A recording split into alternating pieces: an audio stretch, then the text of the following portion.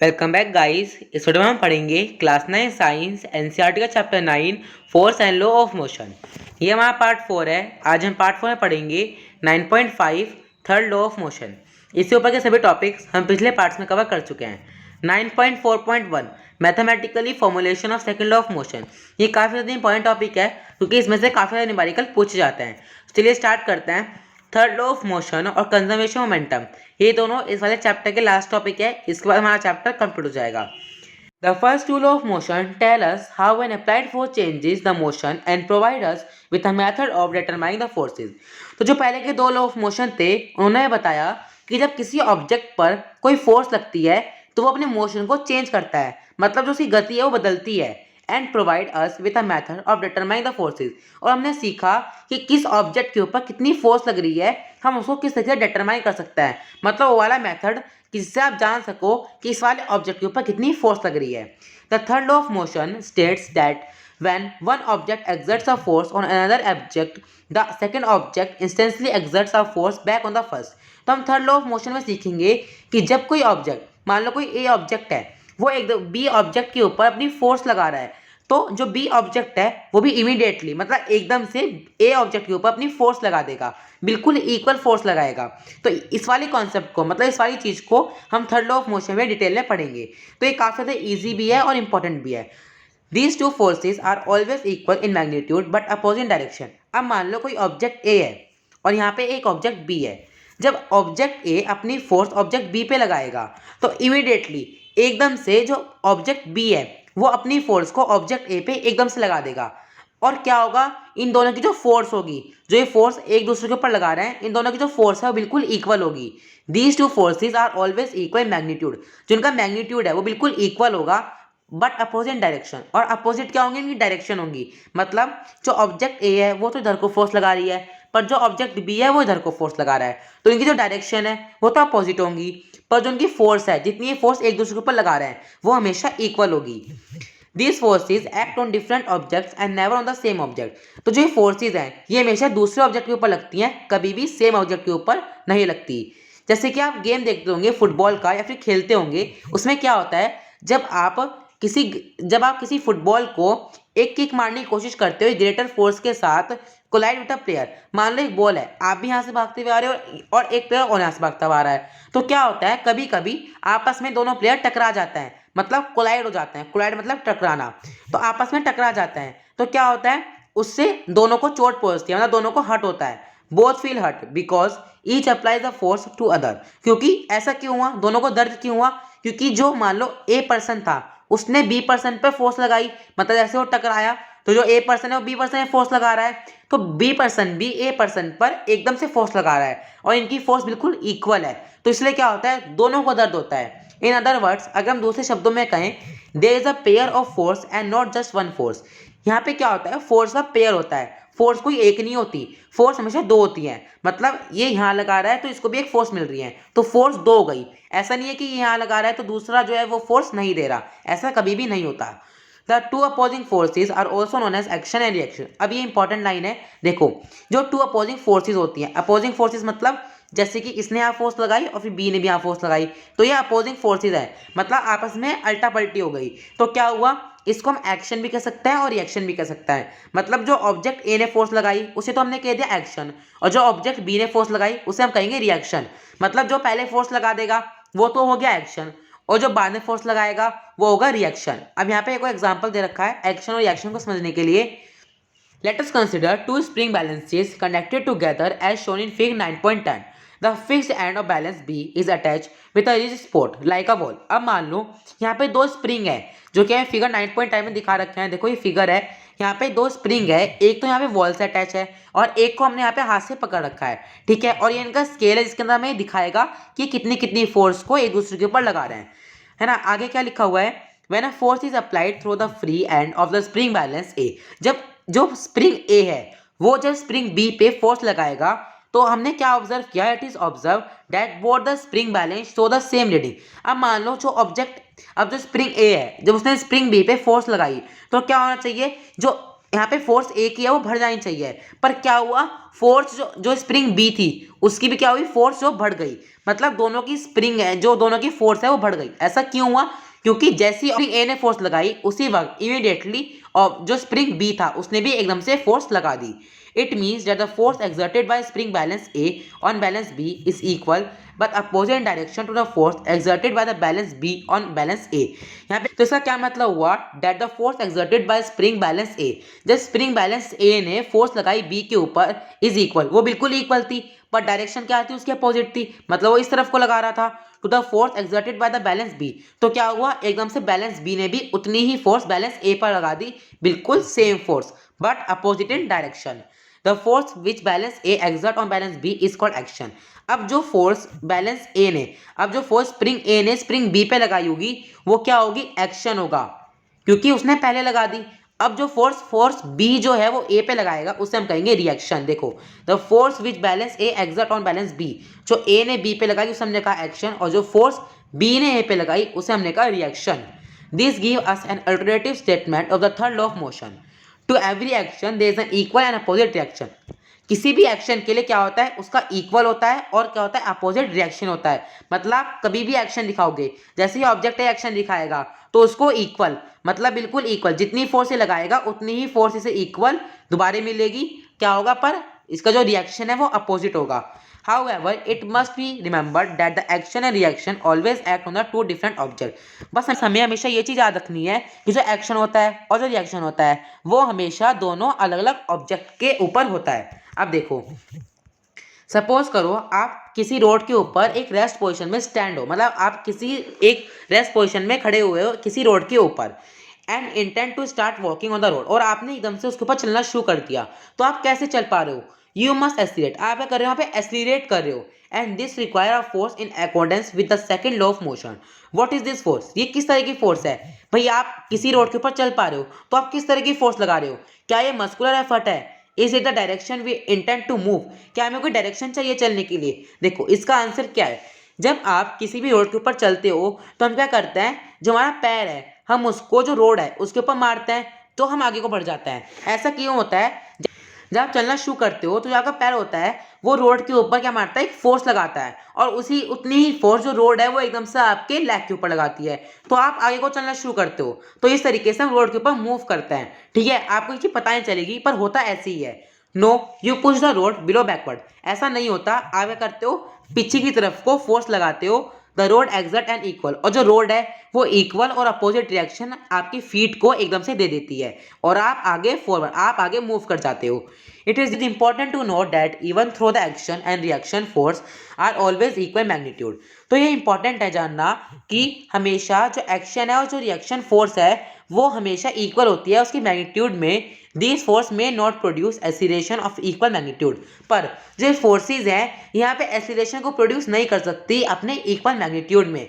ऐसा क्यों नहीं कर सकती, because this is because each force act on different object that may have different mass. अब देखो इसका क्या मतलब हुआ, जब मान लो कोई ऑब्जेक्ट ए है और यहाँ पे कोई ऑब्जेक्ट बी है, जब ऑब्जेक्ट ए ऑब्जेक्ट बी के ऊपर फोर्स लगाएगा तो ऑब्जेक्ट बी भी उतनी फोर्स लगा देगा जितनी फोर्स ऑब्जेक्ट ए ने लगाई थी, पर यहाँ पे भी जो एक्सीलरेशन है वो इक्वल प्रोड्यूस नहीं करते। मतलब जो रिजल्ट आएगा, क्योंकि मास सबका अलग अलग होता है, अब मान लो ऑब्जेक्ट ए जो है उसका मास ज़्यादा है ऑब्जेक्ट बी से, तो जब ऑब्जेक्ट बी यहाँ पे फोर्स लगाएगा तो क्या होगा, क्या पता ए के ऊपर कोई असर ही ना हो, है ना। तो जो इनका रिजल्ट है वो अलग अलग होता है, पर इनका जो मास, जो इनका फोर्स होता है वो बिल्कुल इक्वल होती है, पर जो उनकी एक्सीलरेशन जो प्रोड्यूस करता है वो यहाँ पे अलग अलग हो सकती है। फॉर एग्जांपल, जब आप किसी गन से फायर करते हो, it exerts a forward force on the bullet, तो क्या होता है, जो गन के अंदर जो बुलेट होती है उसके ऊपर एक तरह की फोर्स लगती है, तो bullet exerts an equal and opposite reaction force on the gun. तो जो बुलेट है वो आगे को जाती है, पर बुलेट आगे को जाती जाती क्या करती है, जितनी फोर्स उसके ऊपर लगी है उतनी फोर्स वो गन के ऊपर लगा देती है, मतलब वो इतनी फोर्स गन के ऊपर लगा देती है कि जो गन है वो रिकॉयल हो जाए, मतलब जो गन है वो उल्टी घूम जाए। पर ऐसा नहीं होता, क्योंकि जो gun has much a greater mass, जो गन है वो भारी होती है किससे, बुलेट से, तो क्या होता है, गन हल्की सी हिलती है और जो बुलेट है वो एकदम से आगे को चली जाती है। ठीक है, इसका मतलब क्या हुआ, अब देखो, अब इट से लेके यहाँ पे जो हमारा एग्जाम्पल है इसका मतलब क्या हुआ कि जब कोई ऑब्जेक्ट ए है, मान लो कोई ऑब्जेक्ट बी है, जब ऑब्जेक्ट ए बी के ऊपर फोर्स लगाएगा और उसी इमीडिएटली ऑब्जेक्ट बी भी फोर्स लगा देगा। इनका जो फोर्स है वो तो इक्वल है, पर इनका जो रिजल्ट है वो अलग अलग हो सकता है। मतलब मान लो ऑब्जेक्ट ए बहुत ज़्यादा भारी हुआ है ना, तो क्या होगा, ऑब्जेक्ट ए के ऊपर कुछ भी असर नहीं होगा, वो अपनी जगह पे खड़ा रहेगा। पर ऑब्जेक्ट बी जो है वो हल्का हुआ, तो जो ऑब्जेक्ट ए ने फोर्स लगाई थी, ऑब्जेक्ट बी पीछे को धक्का लग जाएगा उसे, है ना। तो क्या होता है यहाँ पे बिल्कुल अलग अलग होता है, इनका जो एक्सीलरेशन है जो प्रोड्यूस करता है वो अलग अलग हो सकता है। वह ना जैसे गन का एग्जाम्पल था, से फायर करोगे तो जब बुलेट जो आगे को जाएगी, तो बुलेट को आपने जब बुलेट के ऊपर जितनी फोर्स लगाई है वो उतनी फोर्स गन के ऊपर भी लगाती है, तो जो गन है वो उल्टी हो जाएगी। पर गन उल्टी क्यों नहीं होती, क्योंकि जो गन का जो मास होता है वो ज़्यादा होता है किसके कंपेयर में, बुलेट के कंपेयर में। The third law of motion can be illustrated when a sailor jumps out of rowing boat. As the sailor jump forward, the force on the boat move it backward. अब देखो यहाँ पे क्या लिखा हुआ है, जब मान लो कोई पर्सन है, अब वो जो बोट है, अब वो बोट के साथ क्या होता है, जो पर्सन है जब उसे उसके ऊपर से उतरना है और यहाँ पे चढ़ना है, तो क्या करेगा, वो अपना जो पीछे वाला पैर है, जो उसकी फीट है, वो अपनी फीट को बोट के ऊपर एक पुश देगा और उतनी जो पुश है वो बोट भी देगी उसे, और वो आगे वो क्या करेगा, मूव कर जाएगा। ठीक है, अब ये चीज़ यहाँ पे उन्होंने लिख रखी है। तो थर्ड लॉ ऑफ मोशन क्या सजेस्ट करता है कि जब आप किसी भी ऑब्जेक्ट को या फिर किसी भी पर्सन को कोई पुश देते हो तो वो भी आपको इक्वल पुश देता है, और उसी वक्त, है ना, एकदम से मतलब इमीडिएटली इक्वल पुश देता है आपको, बट अपोजिट इन डायरेक्शन। और एक चीज़ आपको और याद रखनी है, जो एक्सीलरेशन है जो प्रोड्यूस करेंगे एक्सीलरेशन ऑब्जेक्ट ए या फिर ऑब्जेक्ट बी, कोई भी ऑब्जेक्ट जो एक्सीलरेशन प्रोड्यूस करेगा वो अलग अलग हो सकता है, क्योंकि किसी का मास ज़्यादा हो सकता है और किसी का मास कम हो सकता है ना। Different object that may have different mass. अब यहाँ पे हमारा नेक्स्ट टॉपिक आता है 9.6 conservation momentum. Suppose two objects, two ball A and B, say of mass ma and mb, are traveling in the same direction along a straight line at different velocity ua and ub respectively, and there are no other external unbalanced force acting on them. अब मान लो कोई दो object हैं, मतलब to ball हैं, एक का नाम है बॉल ए और एक है यहाँ पे बॉल बी। अब जो बॉल ए है उसका जो मास है वो है एम ए, और जो बॉल बी है उसका मास है बॉल एम बी। ठीक है, अब यहाँ पे एम बी हो गया इसका मास और इसका मास हो गया एम ए, और ट्रैवलिंग कर रहे हैं एक ही डायरेक्शन में और बिल्कुल सीधी सीधी लाइन में। एट डायरेक्शन वेलोसिटी, उनकी वेलोसिटी क्या है, यू ए, और इसकी वेलोसिटी क्या है, यू बी। मतलब यू मतलब इनिशियल, तो इनकी पहले वाली वेलोसिटी क्या है, यू ए और you B. And there are not external unbalance force acting on them, और इनके ऊपर कोई भी मतलब कोई भी फोर्स नहीं लग रही।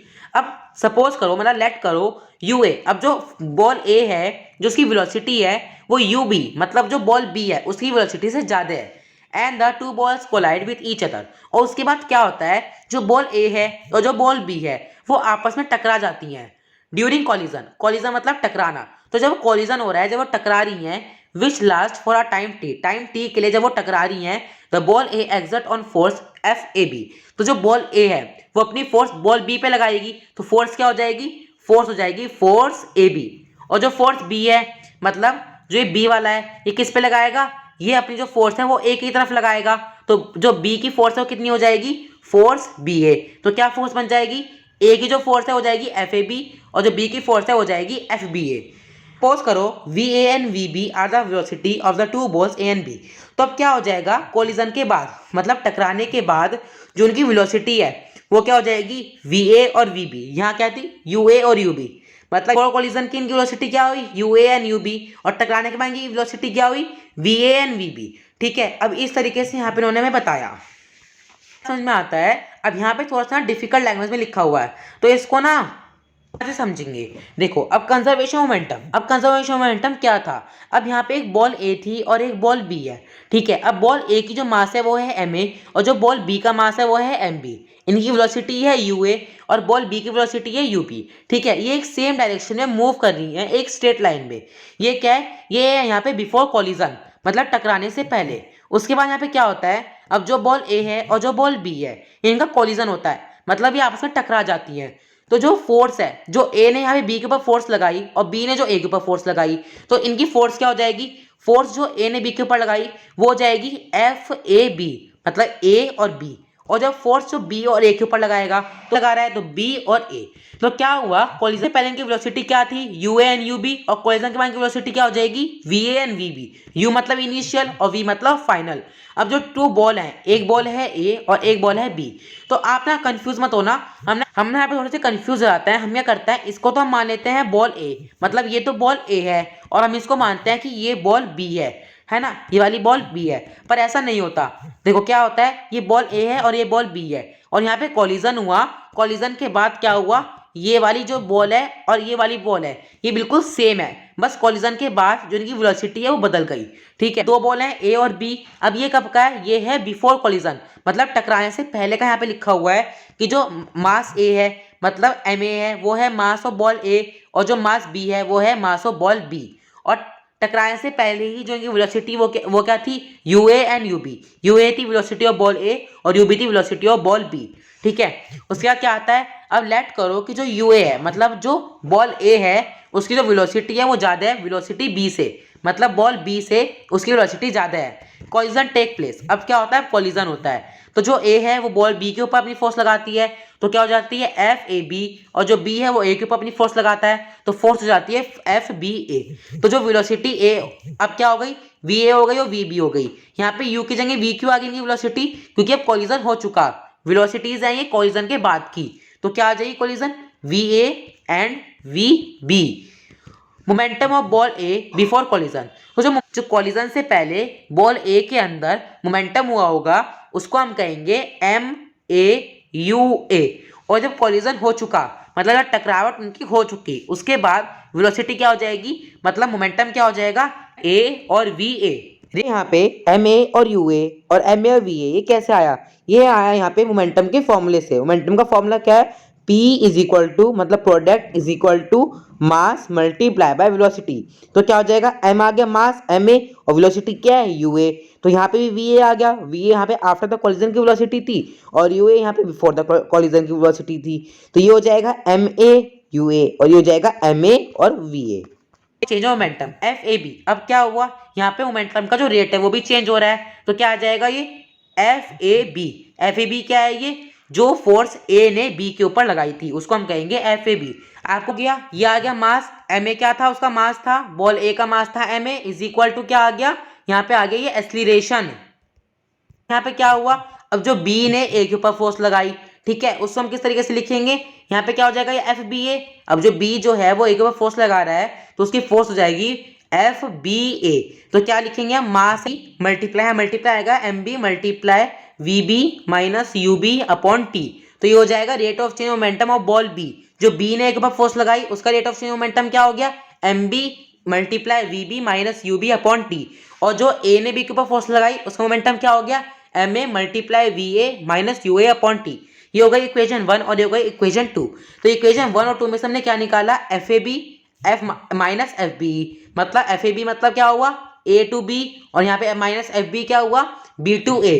तो एफ ए बी क्या है हमारा, M A V A minus you A upon T, और माइनस एफ बी ए क्या है हमारा, minus M B is multiply we B minus you B upon T.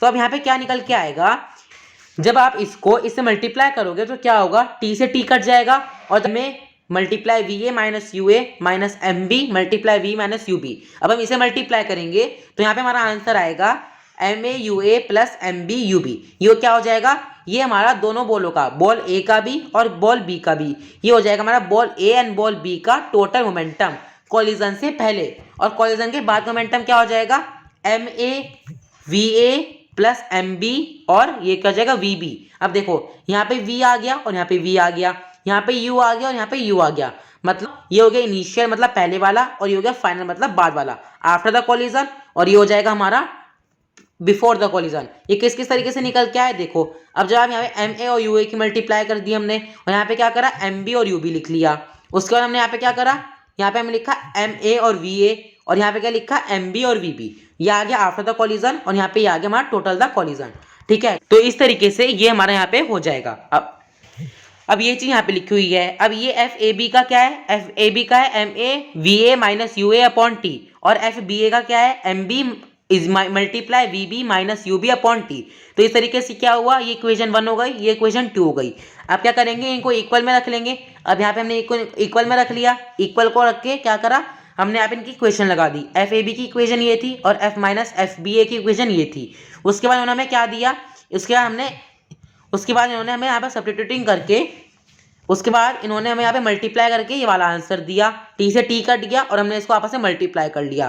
तो इस तरीके से क्या हो गया, ये हमारा यहाँ पे क्या आ गया, बिफोर द कोलिजन, और ये आ गया हमारा आफ्टर द कोलिजन। उसके बाद we observe that the total momentum of two balls remain unchanged और conserve provided no external force act. तो हमने यहाँ पे क्या ऑब्जर्व किया, जो बॉल ए थी और जो बॉल बी थी, दोनों का जो मोमेंटम था, जो बिफोर द कोलिजन था मतलब टकराने से जो पहले था उस टाइम पे जितना था, और जो आफ्टर द कोलिजन था वो बिल्कुल सेम था, मतलब जो उनका मोमेंटम था वो चेंज नहीं हुआ। As a result of this ideal collision experiment, अब जो हमने यहाँ पे आइडियल कोलिजन एक्सपेरिमेंट किया, वी से डैट, तो हम कह सकते हैं sum of momentum of two object before collision is equal to the sum of the momentum after the collision. तो हम कह सकते हैं sum of the momentum of two object, जो दोनों ऑब्जेक्ट था जो उनका कोलिजन था इज इक्वल, वो बिल्कुल सेम था आफ्टर द कोलिजन और बिफोर द कोलिजन। उसके ऊपर कोई भी एक्सटर्नल अनबैलेंस फोर्स, कोलिजन जब चल रहा था तो उसके ऊपर कोई भी फोर्स नहीं लगी, पहले जितना मोमेंटम था उसके बाद भी उतना ही मोमेंटम रहा। तो इसको हम कहते हैं लॉ ऑफ कंजर्वेशन मोमेंटम, इसलिए हमने इसको क्या नाम दिया, law of conservation momentum. The statement can alternative be given as the total momentum of two object is unchange और कंजर्व बाय द कोलिजन। तो एक्टिविटी 9.5 में टेक का बिग रबड़ बलून, हमें यहाँ पे एक रबड़ बलून लेना है एंड इन्फ्लेटेड फुली, और हमें उसे पूरा फिल कर देना है। Tie it's neck using a thread, और जो बलून की जो नेक होती है उसे हमें थ्रेड से बिल्कुल अच्छी तरीके से बांध देना है। ऑल्सो यूजिंग, और हमें क्या करना है, बलून के ऊपर एक स्ट्रो को एक टेप की मदद से उसे वहाँ पे चिपका देना है। Pass a thread through the straw, and अब यहाँ पे आपको थ्रेड लेनी है और जो आपने इसके ऊपर स्ट्रो चिपकाया था उसके ऊपर से उस वाले थ्रेड को पास कर दो and hold one end of the thread in your hand, और उसकी जो थ्रेड का जो एक एंड है, मतलब थ्रेड का जो धागे का जो एक कोना है उसको अपने हाथ में पकड़ो और दूसरा अपने फ्रेंड को चिपकाने के लिए कह दो ऑफ थ्रेड, और fix it on a wall, उसे वॉल के ऊपर चिपका दो एट सम डिस्टेंस, थोड़ी दूरी पर। This arrangement is shown in fig 9.15, जैसे कि 9.15 में आपको शो किया गया है। इस तरीके से आपको यहाँ पे ये वाली एक्टिविटी करनी है। नाउ रिमूव द थ्रेड, अब जो हमने उसकी नेक पर थ्रेड लगाई थी उसको रिमूव कर दो। लेट द एयर, और जो एयर है उसको बाहर जाने दो। अब जो direction in with the straw move, और अब ऑब्जर्व करो जो आपने जो स्ट्रो थी वो किस तरफ को, मतलब वो किस डायरेक्शन में मूव कर रही है। तो आप क्या ऑब्जर्व करोगे, जो स्ट्रो है वो आपकी राइट तरफ को मूव कर रही होगी। इस वाले एक्सपेरिमेंट को जब आप करके देखोगे तो आपको यहाँ पे इसका पता चल जाएगा। अब यहाँ पे हमारा chapter 9 force and law of motion complete होता है। अगर आपको चैप्टर समझ में आया हो तो कमेंट में जरूर बताना, वीडियो को लाइक करना, चैनल को सब्सक्राइब करना। मिलता है चैप्टर 10 के साथ। Thank you for watching.